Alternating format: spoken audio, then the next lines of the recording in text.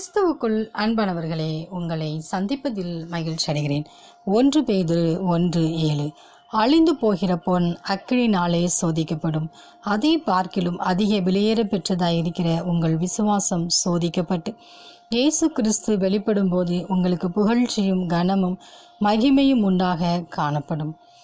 பிரியமானவர்களே, நம் தேவனாகிய கர்த்தர் நம்மிடத்தில் எதிர்பார்க்கிற அந்த விசுவாசம் அது சோதிக்கப்படுகிறது.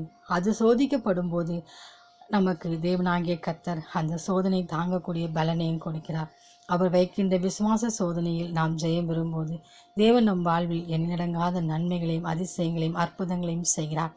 ஒருவேளை இந்த அழிந்து போகிற பொன் அக்கினினால் சோதிக்கப்படுவது போல நித்திய மகிழ்ச்சியை கொடுக்கிற நம் தேவனாகிய கர்த்தர் நம்மிடத்திலே அவர் எதிர்பார்க்கிற விசுவாசத்தின் மூலமாக நமக்கு சோதனையை அவர் வைக்கிறார்.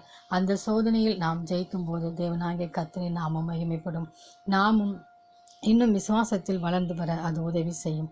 எனவே ஒவ்வொரு நாளும் நாம் நம் தேவனாகிய கர்த்தரில் விசுவாசத்தோடு அவருடைய கரங்களை பிடித்து அவரோடு கூட வாழ்வோம்.